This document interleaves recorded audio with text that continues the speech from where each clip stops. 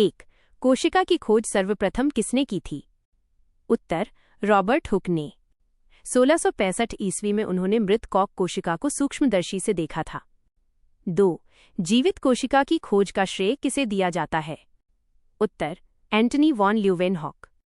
1674 ईस्वी में उन्होंने सबसे पहले उन्नत सूक्ष्मदर्शी से जीवित कोशिका को देखा था। 3. कोशिका के अध्ययन को क्या कहा जाता है? उत्तर साइटोलॉजी। जीव विज्ञान की वह शाखा जिसमें कोशिका की संरचना और कार्यों का अध्ययन होता है। 4. कोशिका सिद्धांत सेल थ्योरी का प्रतिपादन किसने किया था? उत्तर श्लाइडेन और श्वान ने। 1838 से 39 ईस्वी में उन्होंने बताया कि सभी जीव कोशिकाओं से बने होते हैं। 5. शरीर की सबसे छोटी क्रियात्मक एवं संरचनात्मक इकाई क्या है? उत्तर कोशिका, सेल। यही जीवन का आधार है और सभी जैविक क्रियाएं कोशिका के भीतर ही होती हैं। 6. ओमनिस सेलुलाई सेलुला, कोशिका की उत्पत्ति पूर्ववर्ती कोशिका से होती है, किसने कहा था? उत्तर रुडोल्फ विर्चो ने। 1855 ईस्वी में उन्होंने आधुनिक कोशिका सिद्धांत को पूर्णता दी थी। 7. सबसे छोटी कोशिका कौन सी होती है? उत्तर माइकोप्लाज्मा, PPLO। यह एक प्रकार का जीवाणु है जिसका आकार लगभग 0.1 से 0.5 माइक्रोन होता है। 8. मानव शरीर की सबसे लंबी कोशिका कौन सी है? उत्तर तंत्रिका कोशिका, न्यूरॉन। ये मस्तिष्क और शरीर के अन्य हिस्सों के बीच संकेतों को भेजने का कार्य करती है। 9. संसार की सबसे बड़ी कोशिका कौन सी है? उत्तर शुतुरमुर्ग का अंडा। इसका आकार लगभग 170 मिलीमीटर से 130 मिलीमीटर तक होता है। 10. कोशिका का शक्ति केंद्र पावर हाउस किसे कहा जाता है? उत्तर माइटोकॉन्ड्रिया। यहाँ कोशिकीय श्वसन के माध्यम से ऊर्जा ATP के रूप में उत्पन्न होती है। 11. कोशिका की आत्मघाती थैली सुइसाइड बैग किसे कहते हैं? उत्तर लाइसोसोम। इसमें शक्तिशाली पाचक एंजाइम होते हैं जो क्षतिग्रस्त कोशिका को नष्ट कर देते हैं। 12. प्रोटीन की फैक्ट्री किसे कहा जाता है? उत्तर राइबोसोम। यहाँ अमीनो एसिड के माध्यम से प्रोटीन का निर्माण होता है। 13. कोशिका का ट्रैफिक पुलिस किसे कहा जाता है? उत्तर गोल्जी काय, गोल्जी बॉडी। यह अणुओं के परिवहन और उनकी पैकेजिंग का कार्य करता है। 14. केंद्रक न्यूक्लियस की खोज किसने की थी? उत्तर रॉबर्ट ब्राउन ने। 1831 ईस्वी में उन्होंने कोशिका के नियंत्रण केंद्र की खोज की थी। 15. कोशिका का मस्तिष्क किसे कहा जाता है? उत्तर केंद्रक, न्यूक्लियस। यह कोशिका की सभी आनुवंशिक और चयापचय गतिविधियों को नियंत्रित करता है। 16. पादप कोशिका भित्ति सेल वॉल मुख्य रूप से किसकी बनी होती है? उत्तर सेल्यूलोज की। यह पौधों को निश्चित आकार, सुरक्षा और मजबूती प्रदान करती है।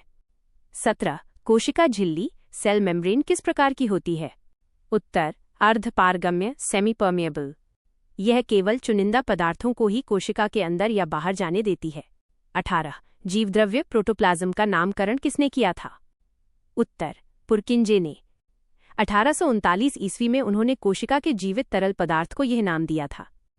19. जीवन का भौतिक आधार किसे माना जाता है? उत्तर जीवद्रव्य, प्रोटोप्लाज्म। वैज्ञानिक हक्सले ने कहा था कि प्रोटोप्लाज्म ही जीवन का भौतिक आधार है। 20. माइटोकॉन्ड्रिया नाम किसने दिया था? उत्तर सी बेंडा ने।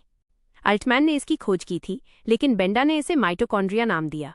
21. लाइसोसोम की खोज किसने की थी? उत्तर क्रिश्चियन डी डुवे ने। 1955 ईस्वी में उन्होंने इन थैलियों की पहचान की थी। 22. कोशिका के अंदर कोशिका cell within a cell किसे माना जाता है? उत्तर क्लोरोप्लास्ट और माइटोकॉन्ड्रिया। इनके पास अपना स्वयं का DNA और राइबोसोम होता है, इसलिए ये स्वायत्त अंगक हैं। 23. केंद्रक के अंदर धागे जैसी संरचना क्या कहलाती है? उत्तर क्रोमैटिन।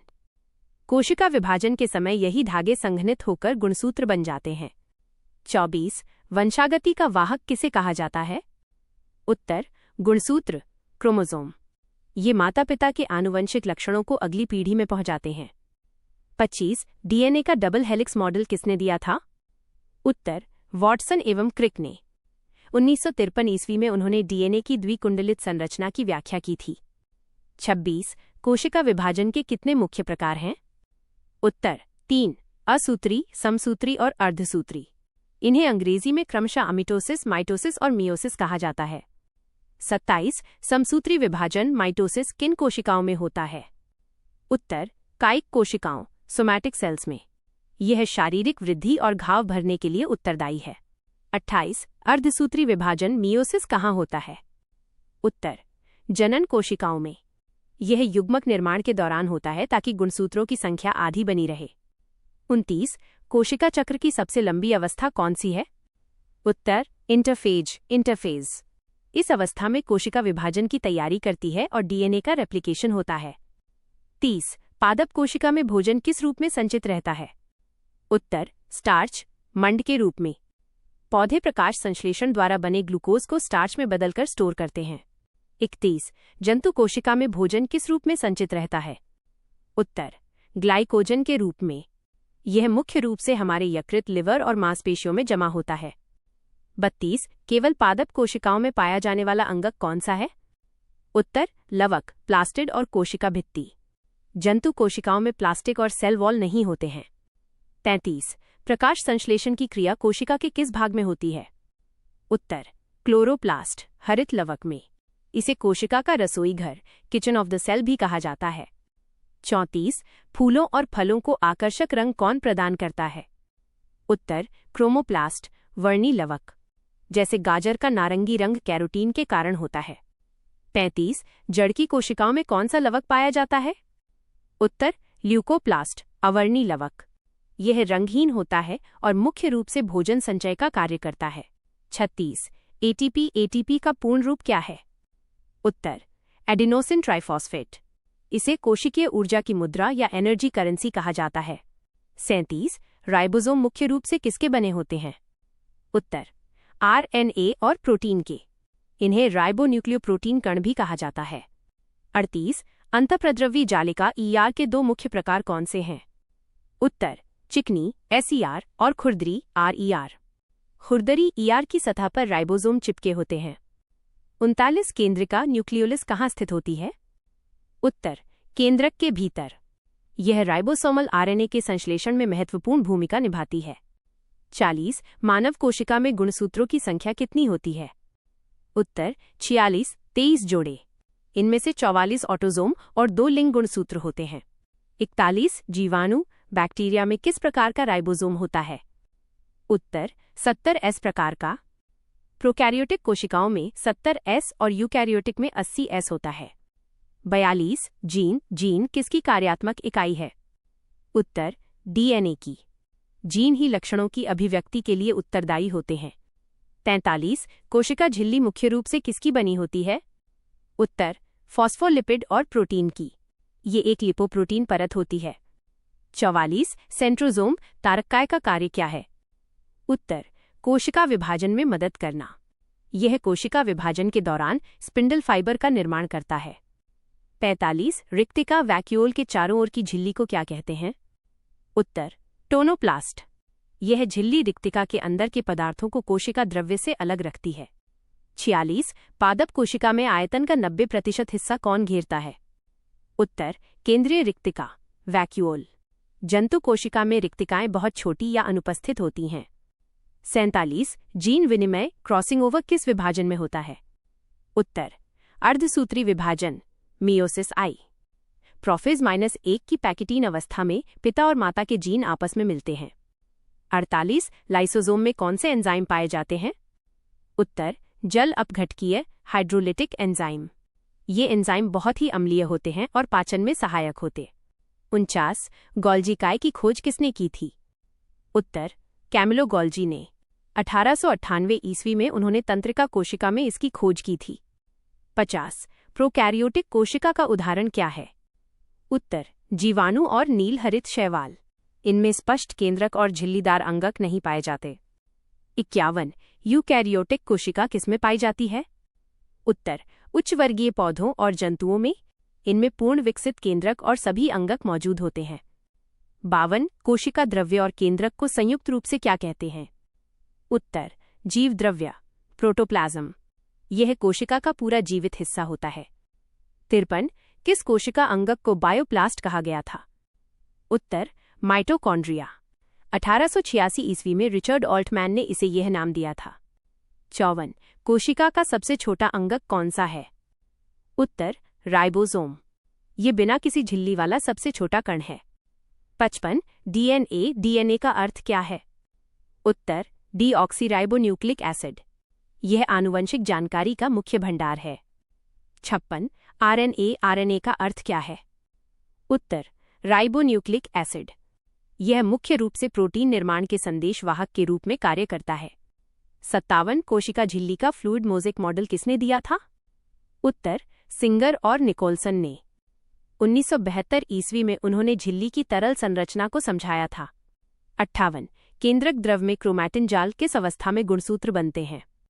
उत्तर कोशिका विभाजन के समय। विभाजन के दौरान क्रोमैटिन धागे संघनित और मोटे हो जाते हैं। 59 पादप कोशिका की भित्ति किससे सुरक्षा करती है?